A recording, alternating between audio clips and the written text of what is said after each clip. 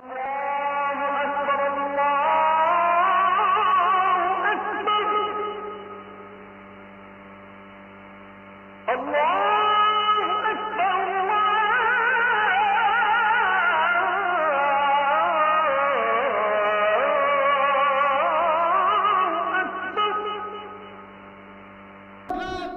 যদি 2025-26 অর্থ বছরে 140,000 কোটি টাকাও যাকাতের অর্থ পান, এটা এমন হবে যে সকল মুসলমানদের সম্পদের হিসাব সরকারের কাছে থাকবে।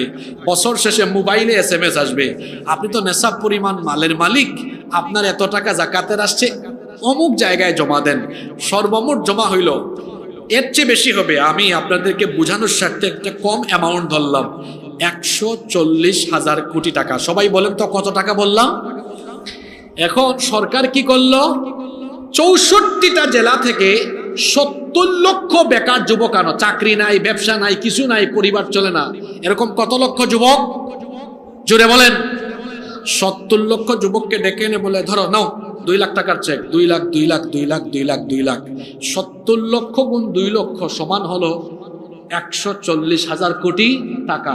সরকার বলতেছে, এই ছেলেরা দাঁড়াও, এটা যে নিয়ে যাচ্ছ, এটা না পাকপাকুম করে করে খরচ করো, নাকি তুমি এটা কর্মসংস্থানে ব্যবহার করো? প্রতিটা উপজেলায় আর ইউনিয়নে আমাদের অডিট অফিসার থাকবে, পর্যবেক্ষণ করবে তুমি কি করছো, আমরা মনিটরিং এ রাখবো। এভাবে সরকার মনিটরিং এ রেখে দেখেন ধনীদের থেকে পয়সা এনে 70 লক্ষ গরিবকে কি করে দিল? কর্মসংস্থান করে দিল। এটা কয় বছরে করলো? কয় বছরে? আমাকে আপনারা জবাব দেন, বুঝে শুনে বলেন। আল্লাহর দেওয়া এই ফর্মুলা, এটা হুজুরের ফর্মুলা না আল্লাহ? এই ফর্মুলাটা গ্রহণ করে যদি 10 বছর এটাকে প্রয়োগ করা যায়, বুঝে শুনে বলেন, 10 বছর পরে একজন গরিব মানুষকে আপনি খুঁজে পাবেন নাকি? জোরে বলেন, পাবেন? 54 বছর ধরে বহু বক্তৃতা মানুষ শুনতেছে, আমরা সুযোগ পেলে ক্ষুধামুক্ত দারিদ্রতা মুক্ত দেশ বানায় ফেলবো। মানুষ দেখছে মানুষের ক্ষুধার চেয়ে আপনার ক্ষুধা বেশি, 5 বছরে আপনি আপনার নিজের ক্ষুধাও মিটাইতে পারেন না। এইরকম করে বহু ভেলকিবাজি হয়েছে। শুনুন, এই দেশে দারিদ্রতার কবর দিতে হলে মানুষের তৈরি করা আইনকে লাথি দিয়ে বঙ্গোপসাগরে করে ফেলে আল্লাহর কোরআনের আইনকে গ্রহণ করতে হবে। আমার সাথে একমত না দ্বিমত? হুজুর জাকাতের যে ফর্মুলা বললাম ঠিক আছে তো? এইভাবেই জাকাত দিতে হয়। আর হে জাকাত দে, এমন দোকানে গেছে ঢাকায় বঙ্গবাজারে, এখানে জাকাতের শাড়ি লুঙ্গি পাওয়া যায়। হ্যাঁ, বাটপার তোরে বাটপারি করতে কে বলেছে? জাকাতের নামে গরিবের সাথে তামাশা করো, শাড়ি লুঙ্গি বিতরণ করে গরিবের সাথে তামাশা করার জন্য আল্লাহ জাকাত দেন নাই। জাকাতের বিধান আল্লাহ দিয়েছেন প্রতিটা এলাকা থেকে দরিদ্র মানুষের দরিদ্রতা কবর দিয়ে তাকে যেন স্বাবলম্বী করে দেওয়া যায়। কষ্ট হচ্ছে আপনাদের?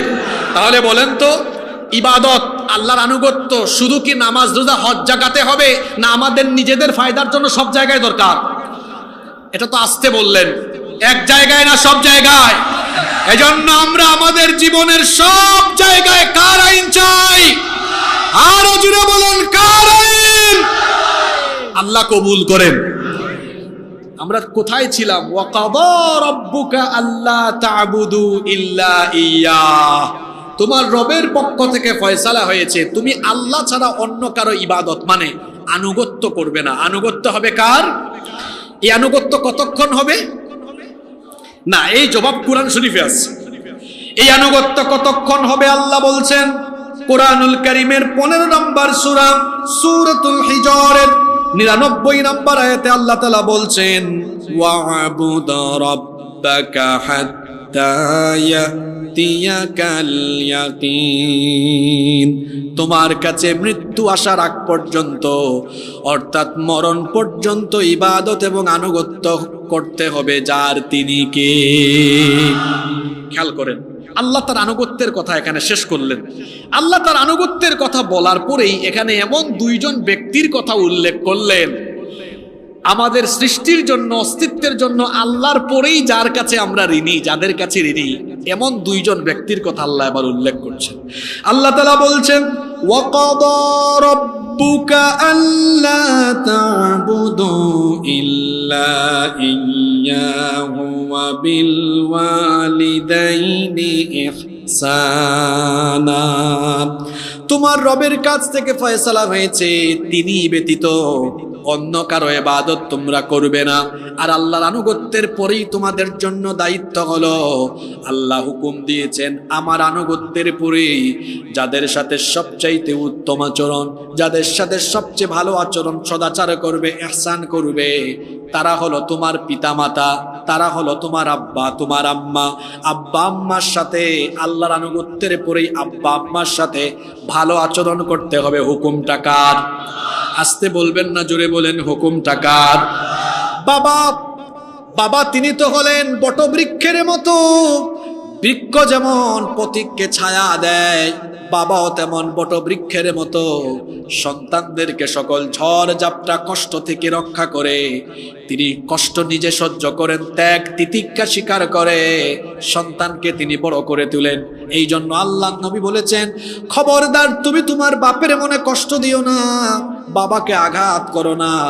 কারণ যে বান্দা তার বাবাকে কষ্ট দেয় সে যেন আল্লাহকেই কষ্ট দিল, যে বান্দা তার বাপকে খুশি করলো সে যেন আল্লাহকেই খুশি করলো। শুনেন তাহলে সেই হাদিস খানা।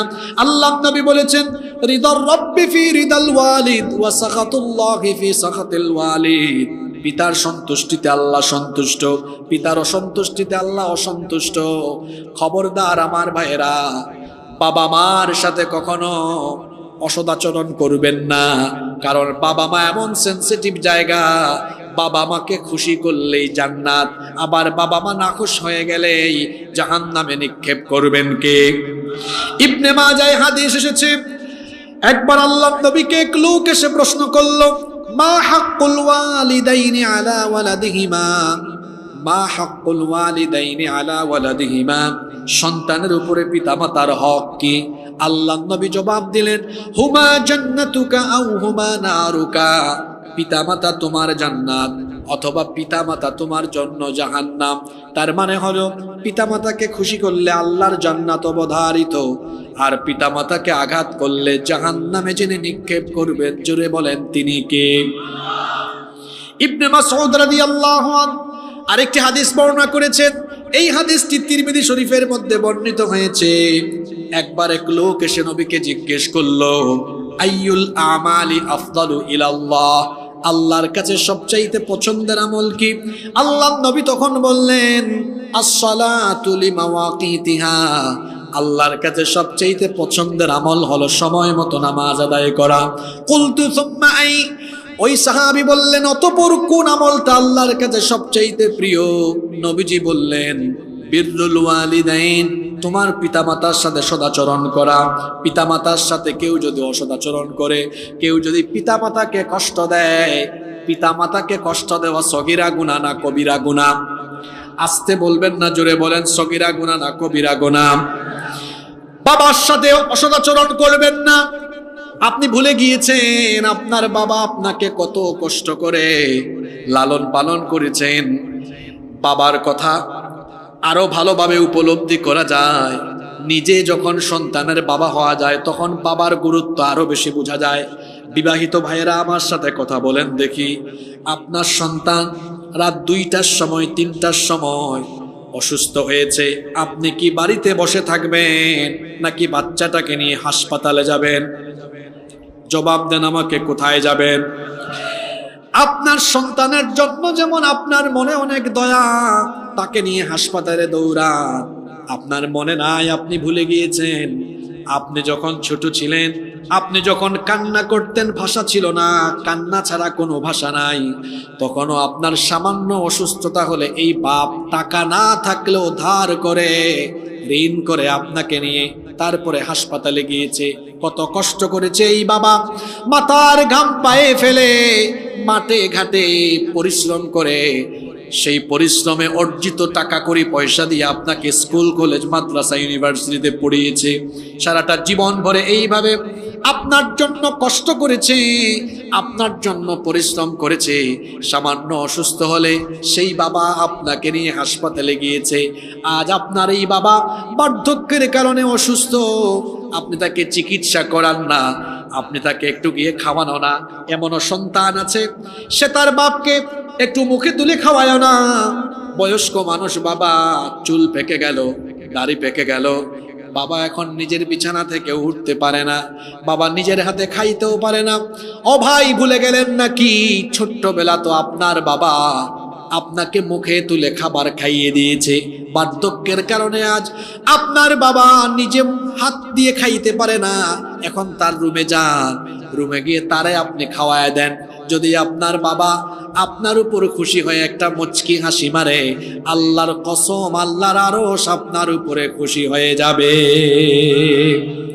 বাবার সাথে অসদাচরণ করবেন না। অনেক যুবক ভাইদেরকে আমি মাহফিলে দেখতে পাচ্ছি, আমার ভাইদেরকে আমি অনুরোধ করছি, খবরদার নিজের বাপের মনে কখনো কষ্ট দিবেন না, দুঃখ দিবেন না, কখনো গলা উঁচু করে কথা বলবেন না, বাবা মাকে কখনো আঘাত করে কথা বলবেন না।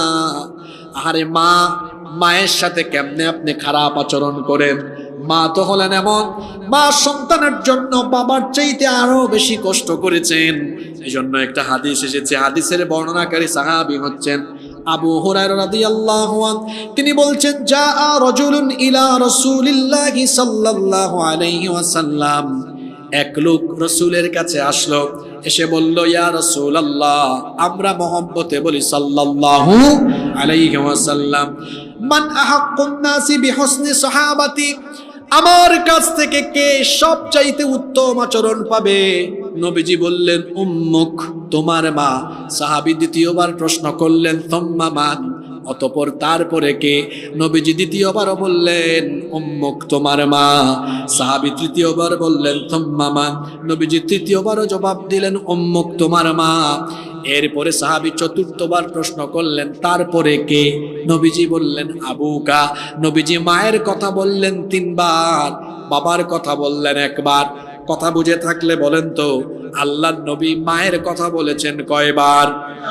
আস্তে বলবেন না, জোরে বলেন, কয়বার? বাপের কথা বলেছেন কয়বার? কেন মায়ের কথা 3 বার বলা হলো? কারণ মা এমন 3টা কষ্ট সহ্য করেছেন, যেই 3টা কষ্ট পৃথিবীর কোনো বাবা করে না। মা কোন 3টা কষ্ট সহ্য করলেন? কোরআনে কারীমের 46 নম্বর সূরা সূরাতুল আহকাফের 15 নম্বর আয়াতে আল্লাহ তাআলা বলছেন, ওয়া ওয়াসাইনাল ইনসানা বিওয়ালিদাইহি ইহসানা হামালাতহু উম্মুহু কুরহাও ওয়া ওয়াদাআতহু কুরহা ওয়া হামলুহু ওয়া ফিসালুহু 30 শাহরা। আল্লাহ তাআলা বলছেন, আমি পৃথিবীর সকল মানুষকে ওসিয়ত করছি, তারা যেন তাদের পিতামাতার সাথে ইহসান করে, সদাচরণ করে। বিশেষ করে এই আয়াতে আল্লাহ মায়ের কথা বললেন। তোমার মা তোমাকে কষ্টের পর কষ্ট সহ্য করে গর্ভধারণ করেছেন, তিনি তোমাকে প্রসব করেছেন, প্রসব আর দুধ ছাড়াতে সময় লেগেছে 30 মাস। মায়ের কষ্টের কথা বুঝাতে গিয়ে আল্লাহ তাআলা কোরআনে কারীমের 31 নম্বর সূরা লুকমানের 14 নম্বর আয়াতে এভাবে বললেন, ওয়া ওয়াসাইনাল ইনসানা বিওয়ালিদাইহি হামালাতুহু উম্মুহু ওয়াহানান আলা ওয়াহানিন وفصاله في عامين أن اشكر لي ولوالديك إلي المصير।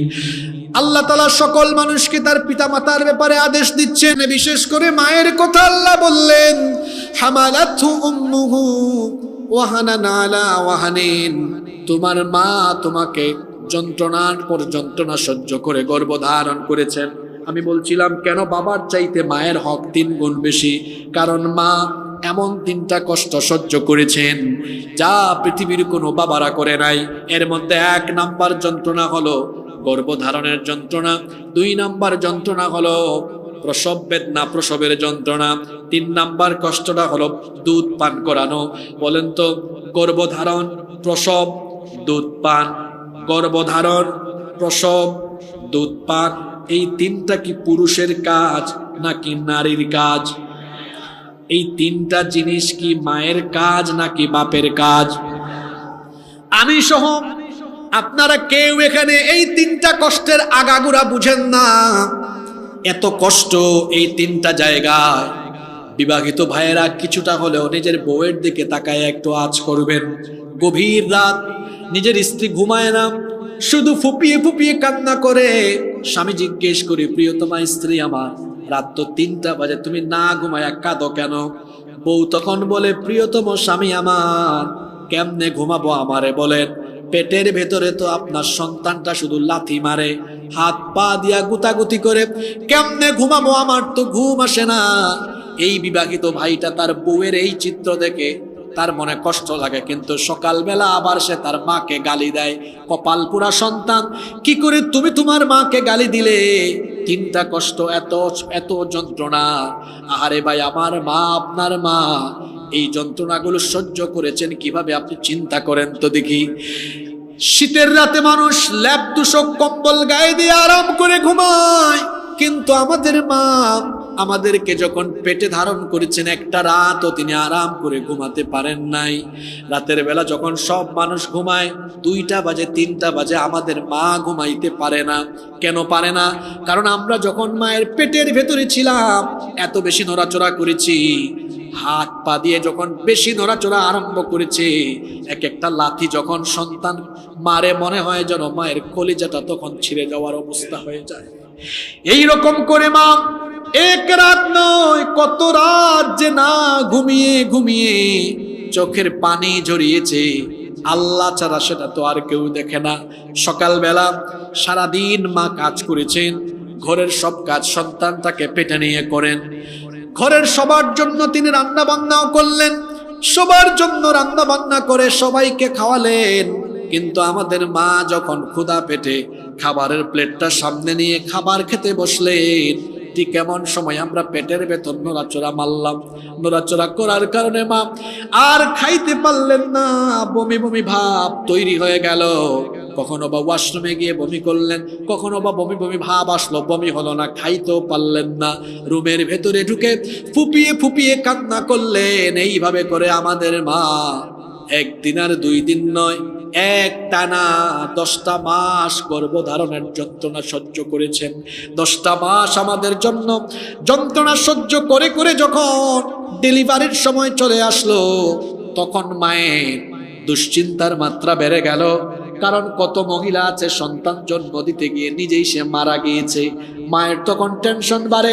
কিন্তু মা তখন আল্লাহর দরবারে বারবার ফরিয়াদ করে, রব্বুল আলামিন, এত কষ্ট করে আমার কলিজার টুকরা ধন এই সন্তানটাকে আমি পেটে ধরলাম, 9 মাস 10 মাস ধরে আমি যাকে পেটে ধারণ করলাম, এই সন্তানটাকে তুমি নিরাপদে দুনিয়াতে আনো।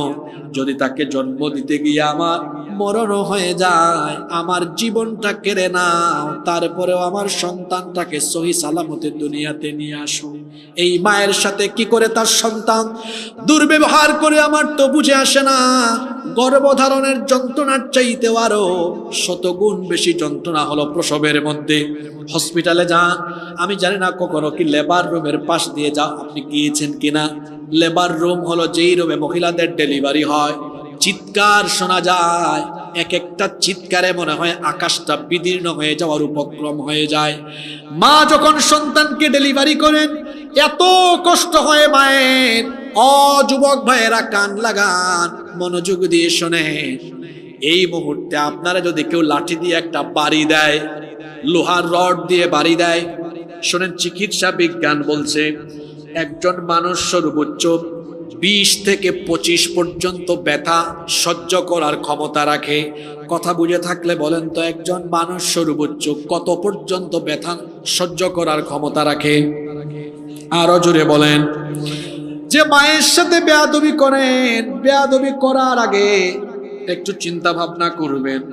চিকিৎসা বিজ্ঞান বলছে একজন মানুষ সর্বোচ্চ 20 থেকে 25 ইউনিট পর্যন্ত ব্যথা সইতে পারে, কিন্তু আমাদের মা আমাদেরকে জন্ম দিতে গিয়ে 20 আর 25 নয়, 50 থেকে 55 ইউনিটের মারাত্মক বেদনা সহ্য করেছে। শরীরের প্রতিটি হাড় ভেঙে যাওয়ার চাইতেও নিদারুণ সেই কষ্টের যন্ত্রণা আমার মা কেমনে সহ্য করেছেন, সেটা আমার মা আর আমার আরশের মালিক আল্লাহ ছাড়া কেউ তো আর বোঝার কথা না। সেই মা সন্তানটাকে জন্ম দিলেন। জন্ম দেওয়ার পরে 2 বছর পর্যন্ত বুকের দুধ পান করালেন, আর এত কষ্ট করলেন, সব আপনি ভুলে গিয়েছেন। এখন এই মাকে আপনি চক্ষু মোটা করে, গলা উঁচা করে কথা বলেন, সব তো ভুলে গিয়েছেন। রাতের বেলা ঘুমিয়েছেন। এখন তো মা বাবা সন্তানদেরকে প্যাম্পাস পড়ায়, কিন্তু আমাদের যাদের বয়স 30-এর উপরে, সেই সময়তে এগুলো ছিল না, শুধু কাঁথা পরিবর্তন করে দেওয়া হতো। যখন মায়ের সাথে রাতে ঘুমিয়েছেন, মা ডান পাশে ঘুম পাড়িয়েছে, কিছুক্ষণ পরে পেশাব করে দিয়েছে। পেশাব করার কারণে এই ডান পাশের জায়গাটা ভিজে গিয়েছে। মা চিন্তা করলো সন্তানটা কেমনে ঘুমাবে, পরিবর্তন করে দিল, কাঁথা পরিবর্তন করে এখন থেকে নিচে ভিজে গিয়েছে। বাম পাশের সন্তানটাকে নিয়ে এসেছে। কিছুক্ষণ পরে যখন বাম পাশটাও পেশাব করে ভিজিয়েছে, মা চিন্তা করলো আমার কলিজার টুকরা সন্তান এই পেশাবের মধ্যে কেমনে ঘুমাবে। মা তখন নিজে ডানে বা বামের পেশাবের জায়গায় চলে গেল, আর যে জায়গায় মা ঘুমিয়েছিল সেই জায়গাটা সন্তানের জন্য ছেড়ে দিল। কি আশ্চর্য ব্যাপার! কিছুক্ষণ পরে যখন ওই জায়গাটাও সন্তান পেশাব করে ভিজায় দিল, কলেজার টুকরা জনম দুঃখিনী মা এবার লক্ষ্য করে দেখলো, আরে সব জায়গায় পেশাব করে ভিজায় দিয়েছে, আমার সন্তানটা কোথায় এখন ঘুমাবে? এই মাকে কেমনে আঘাত দেন? সেই মা তখন নিজে পেশাবের জায়গায় ঘুমায়া, আপনার যেন কষ্ট না হয়, আপনাকে মা তার বুকের উপরে আরাম করে সারা রাত ঘুম পাড়িয়েছে। এইভাবে করে আদর, স্নেহ, মমতা, ভালোবাসা দিয়ে সেই মা আপনাকে লালন পালন করেছেন। শুধু তাই নয়, বলেন তো দেখি, যখন ঢাকায় যান, ঢাকা থেকে ফিরতে যদি বেশি রাত হয়, আপনার মোবাইলে সবচাইতে বেশি কল কার মোবাইল থেকে যায়? জোরে বলেন, কার? এই যে আমি আমার নিজের কথা বলি, আপনারা তো মাহফিলে আসার আগে কত ফোন করেন, হুজুর গো হুজুর কোথায় আছেন, তাড়াতাড়ি আসেন। আর হুজুরটা যখন স্টেজ থেকে নেমে গাড়ি করে রওনা করে, বেচারা বাঁচলো না মরলো না, বাড়িতে পৌঁছাইলো, হাতে গোনা 4-5টা কমিটি ছাড়া বাকি কেউ এই খবরই রাখে না। কিন্তু আপনারা খবর রাখলে রাখেন, না রাখলে নাই।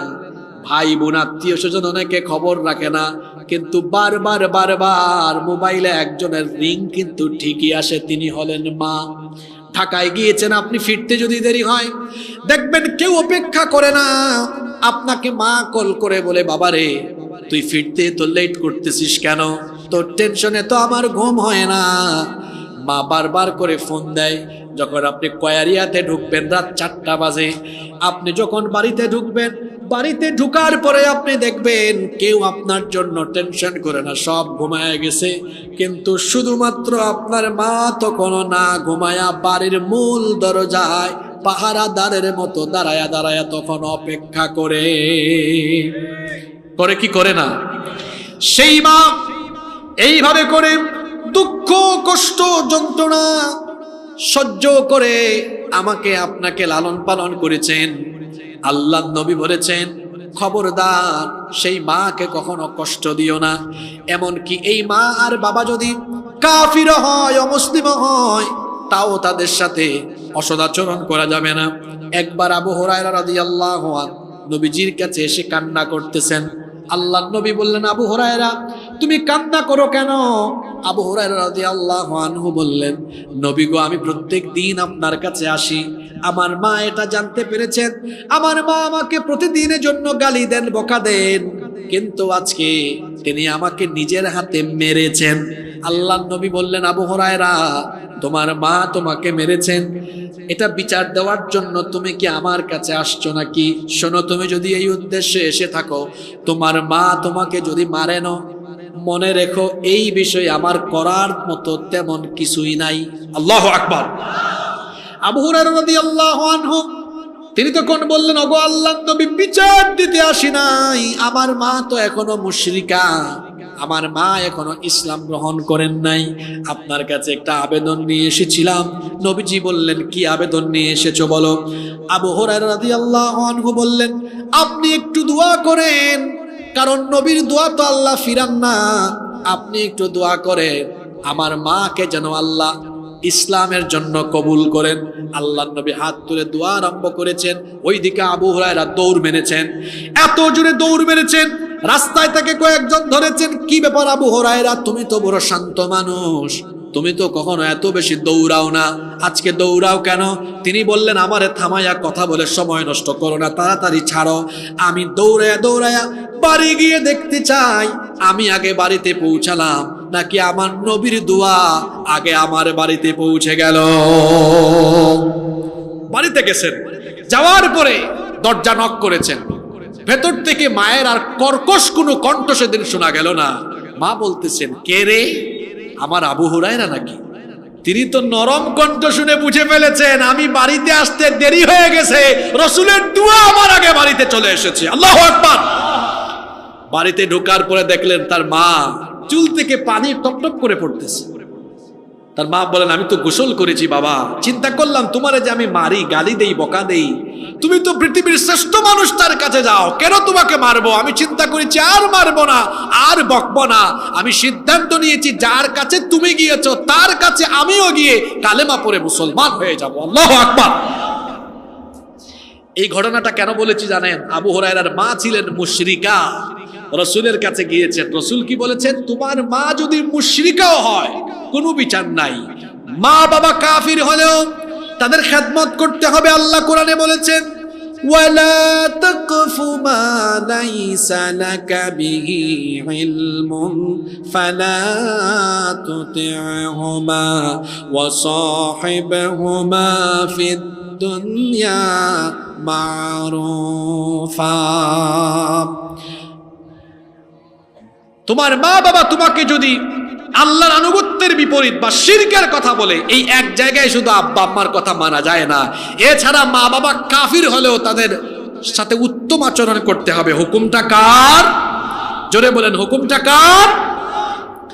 মা বাবার খেদমত বিশেষ করে কোন টাইমে বেশি করতে হবে এটা আল্লাহ তাআলা এই আয়াতের মধ্যে বলেছেন। আল্লাহ বলছেন, ইম্মা ইয়াবলুগান্না ইনদাকাল কিবারা আহাদুহুমা আও কিলাহুমা ফালা তাকুল লাহুমা উফফিন ওয়ালা তানহারহুমা ওয়া কুল লাহুমা কাওলান কারীমা। তোমার মা বাবা দুইজন কিংবা কোনো একজন যদি বার্ধক্য বয়সে চলে যায়, তখন তাদের সাথে ঝিরকি দিয়ে রাগ করে কথা বলো না, উফ শব্দ পর্যন্ত বিরক্ত হয়ে বলো না। ওয়ালা তানহারহুমা, তাদেরকে ধমকও দিও না, বরং ওয়াকুল লাহুমা কাওলান কারীমা, তাদের সাথে সবচাইতে সম্মানজনক আচরণ করতে হবে। হুকুমটা কার? আস্তে বলবেন না, জোরে বলেন, হুকুমটা কার? আল্লাহ হুকুম করেছেন তোমার মা বাবার সাথে কখনো বার্ধক্য বয়সে শব্দ পর্যন্ত বলো না, তাদের সাথে ঝিরকি দিয়ে রাগ করে কথা বলো না। কারণ যদি রাগ করে ঝিরকি দিয়ে কথা বলো, সকল আমলগুলোকে যিনি বরবাদ করে দিবেন তিনি কে? আস্তে বলবেন না, জোরে বলেন, তিনি কে? আপনাদের কষ্ট হচ্ছে নাকি? খেয়াল করে শোনেন, আমি শেষ দিকে চলে আসতেছি একেবারে। আল্লাহ তাআলা বলেছেন এখানে বার্ধক্যের কথা। কেন? মানুষ বার্ধক্য বয়সে শিশুদের মতো দুর্বল হয়ে যায়, এজন্য আল্লাহ বার্ধক্যের সময়ের কথা বলেছেন। আর বেশিরভাগ সন্তান তার বার্ধক্যে চলে যায় বুড়া মা বাবার সাথে অসদাচরণ করে। এমন সন্তান বলেন তো আমাদের সমাজে আছে না নাই? জোরে বলেন, আছে না নাই? আপনাকে ছোটবেলায় ঘুম পাড়াইতো কে? আপনার মা, আপনার বাবা। নিজের বিবেককে, যুবক ভাইয়ের একটু এদিকে তাকান, কে এমন আছেন যে প্রতিদিন তার বুড়া বাপকে, বৃদ্ধা মাকে মাথায় হাত বুলিয়ে হাত পা টিপে টিপে ঘুম পাড়ান? এমন কয়জন আছেন আমি জানি না। এটা প্রতিদিন করবেন, প্রতিদিন করবেন। আমার তো বাবা নেই, আমার মা যখন আমার বাসায় আসেন, আমি মাকে ঘুম পাড়ানোর আগ পর্যন্ত নিজে ঘুমাই না। আমার মা বলেন, তুমি কেন ঘুমাও না? আমি বলি, মা আপনার বয়স হয়েছে, ছোটবেলা তো আপনি আমাদেরকে না ঘুমাইয়া, ঘুম না পাড়াইয়া ঘুমাতেন না, এখন আপনি শিশুর মতো হয়েছেন, আপনাকেও ঘুম না পাড়াইয়া আমি ঘুমাবো না।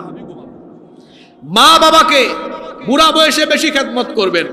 দেখেও না একটু রুমে গিয়া, মা বাবা এখন টয়লেটে একা যেতে পারে না, একটু ধরে নিয়েও যায় না। বাজার থেকে আসতেছেন, মা বাবার জন্য কিছু ফলমূল আনেন, ছোটবেলা আপনার জন্য আপনার বাবা মা চকলেট আনতেন, এনে গোপনে গোপনে লুকায়া দিতেন, আপনি যেমন খুশি হইতেন। আচ্ছা বলেন তো, বাচ্চাদেরকে চকলেট দিলে বাচ্চারা খুশি হয় না বেজার হয়? জোরে বলেন, খুশি হয় না বেজার হয়?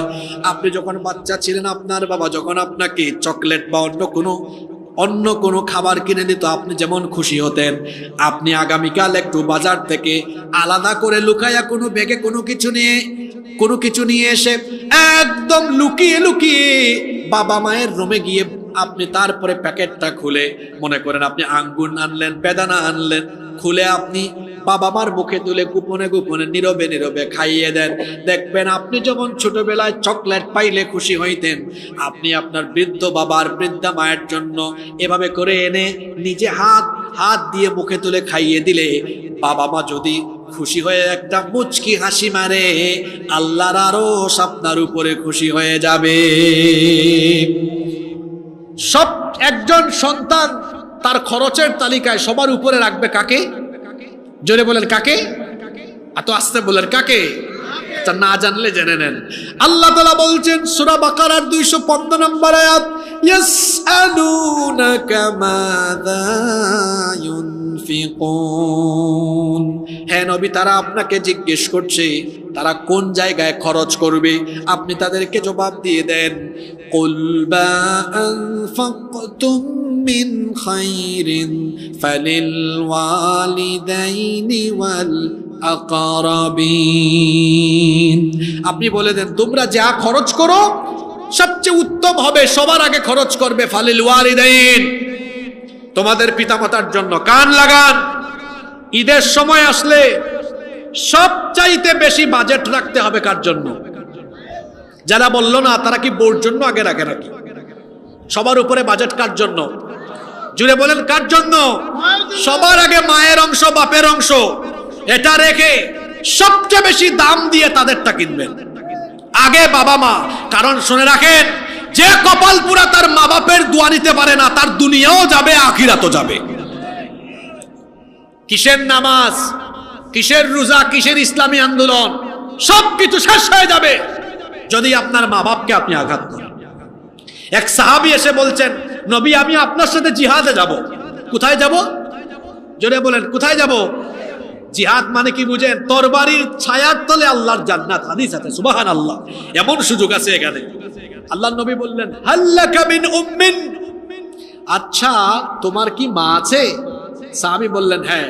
আল্লাহ রাসূল বললেন, তোমার জিহাদ করা লাগবে না, বাড়ি গিয়ে মায়ের খেদমত করো, কারণ তোমার মায়ের পায়ের তলায় আল্লাহর জান্নাত রয়েছে। মায়ের পায়ের তলায় জান্নাত রেখেছেন কে? মায়ের পায়ের তলায় জান্নাত রেখে কোথায় দৌড়ান?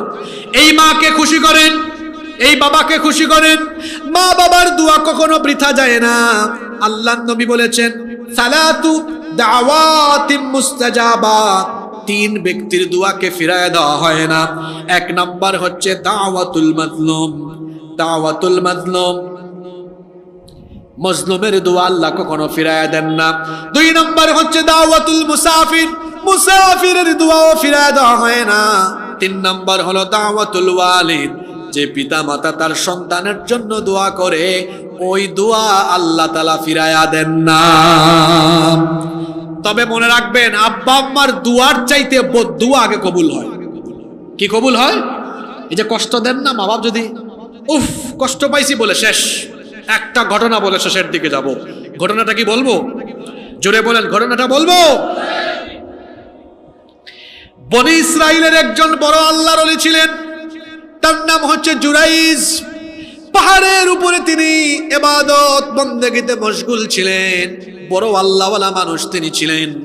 একদিন রাতের বেলা তাহাজ্জুদের নামাজে দাঁড়িয়ে আছেন, তার মা গেলেন, তার মা গিয়ে দরজার মধ্যে নক করে তাকে ডাকলেন, আমার ছেলে জুরাইজ। ওই আল্লাহর ওলি মনে করলেন, আমি নামাজে আছি, আমি কি নামাজটা ভাঙবো না? আমার মায়ের ডাকের জবাব দিল, তিনি মায়ের জবাব দিলেন না, নামাজেই দাঁড়িয়ে থাকলেন। মা এইভাবে করে দ্বিতীয় দিন আসলেন, দ্বিতীয় দিনও তিনি মাকে কোনো রেসপন্স করলেন না। তৃতীয় দিনও তিনি আসলেন, মা আসলেন, কিন্তু তার ছেলে তার মাকে রেসপন্স করলেন না। 3 দিন একটানা মা আসলেন, ছেলেকে পেলেন না। মা কষ্ট পেলেন, কষ্ট পেয়ে বলেন, আল্লাহ আমার ছেলেটার কাছে আমি একটানা 3 দিন আসলাম, কোনো রেসপন্স করলো না, আমার ছেলের উপরে আমি বড় কষ্ট পেলাম। বেশ্যা নারীর ফিতনায় না ফেলে তুমি তার মরণ দিও না। দুয়া না বদদুয়া? জোরে বলেন, দুয়া না বদদুয়া? কয়েকদিন পরে একদিন গভীর রাতে এক নারী জুরাইজের দরজার মধ্যে নক করলেন। অনেকক্ষণ পরে তিনি দরজা খুললেন। ওই নারী বললেন, আমি তোমার কাছে এসেছি, ধরা দিয়েছি, এত রাতে নির্জনে নীরবে তুমি আর আমি আছি, আমাকে তুমি তোমার কাছে ডাকতে পারো? তিনি তখন বললেন, অভিশপ্ত, এখান থেকে চলে যাও, দূর হয়ে যাও, আমি আল্লাহকে ভয় করি, তুমি এখান থেকে চলে যাও। ওই নারী চলে আসতেছিল, প্রতিমধ্যে পথের মধ্যে 2 জন রাখালের সাথে তার দেখা হলো।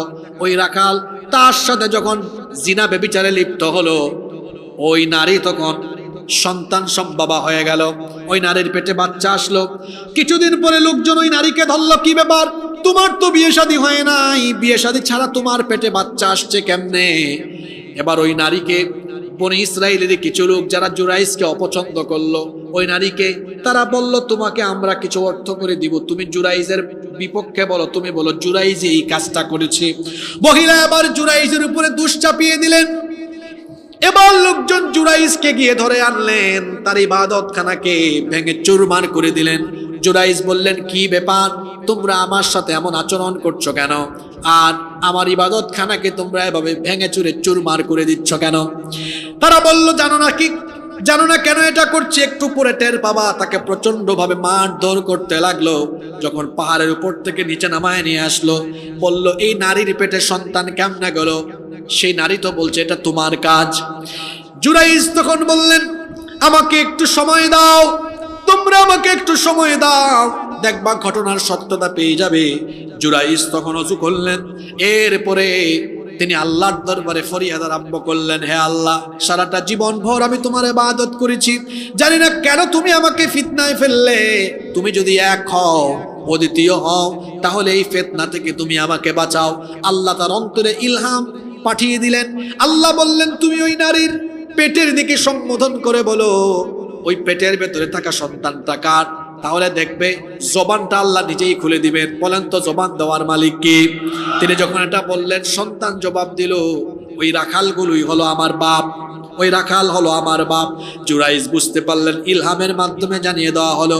তিনি বুঝলেন, আরে আমি আমার মাকে কষ্ট দিয়েছি, মায়ের বদদুয়ার ফলে এই ফিতনার মধ্যে নিপতিত হয়েছি।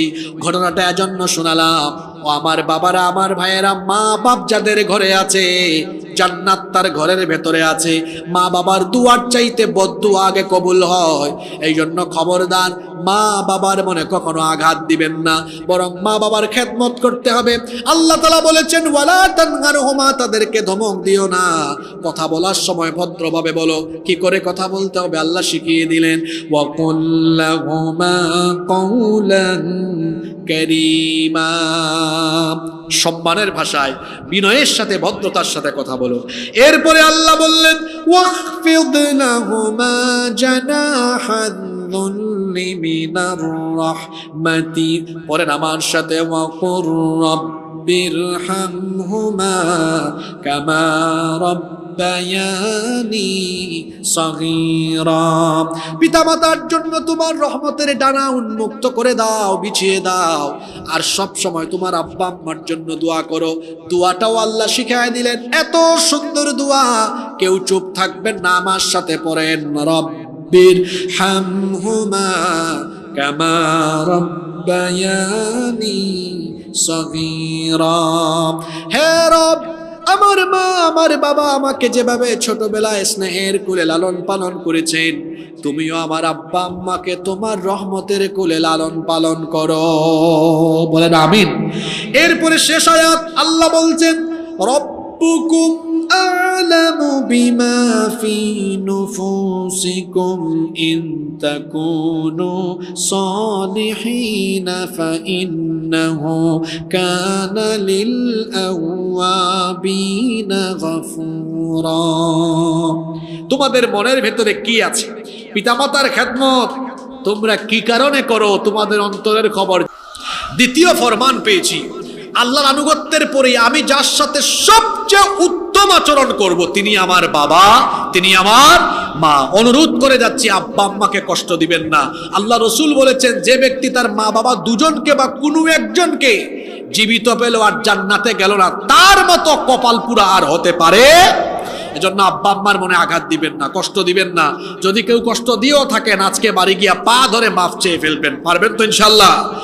যে দুইটা ফরমান এখান থেকে জানলাম, আল্লাহ তাআলা আমাদেরকে এই দুইটা আয়াত উপলব্ধি করে আল্লাহর আনুগত্য মোতাবেক জীবন পরিচালনা করে এবং আব্বা আম্মার খেদমত করে আমাদেরকে জীবন পরিচালনার তৌফিক দান করেন। আমরা সবাই বলি আমিন।